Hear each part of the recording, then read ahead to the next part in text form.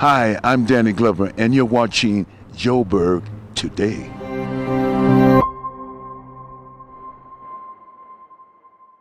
Are you a part of the LGBT community, or do you know someone who's a part of the community?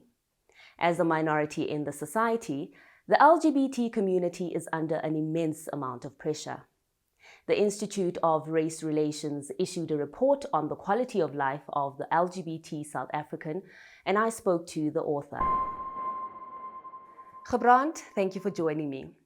Is South Africa truly inclusive of the LGBT community? Right now, there is a dearth of information about this vulnerable population group. How can you expect to improve the lives of the LGBT community when government takes no action in kind of surveying this population group?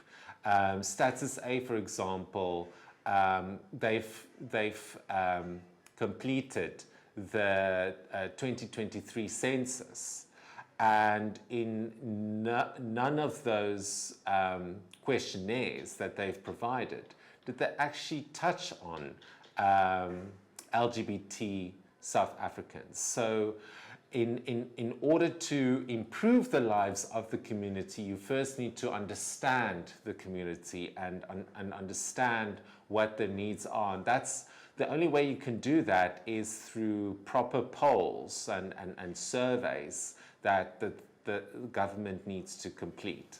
Now, how safe is South Africa for our LGBT community? Safety is of course a big issue. The majority of Black LGBT people in surveys have indicated that they know someone who was assaulted or murdered simply for being homosexual. And so, and unfortunately, even though there's these high crime rates and hate crimes, there is also a mistrust between LGBT people and the police. So oftentimes hate crimes do not get reported. So once again, sensitization programs at the police need to be implemented, but also creating safe places for LGBT people to report crimes. Because oftentimes when they do report crimes at a police station, they are often ridiculed further by police officials, mocked and harassed.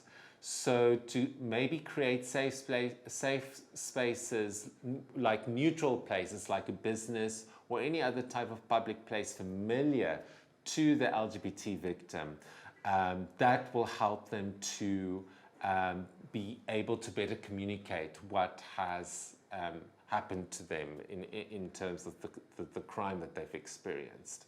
And lastly, can the power of the Pink Rand change our appreciation for this community? The Pink Rand refers to the purchasing power of LGBT South Africans. And what research exists in this country has shown that LGBT consumers are loyal consumers if they see that a brand, a product caters to them. They will reward that company or brand with their financial means. LGBT South Africans do have, if they see that a company or a workplace caters to them, they will support you. So allowing LGBT South Africans to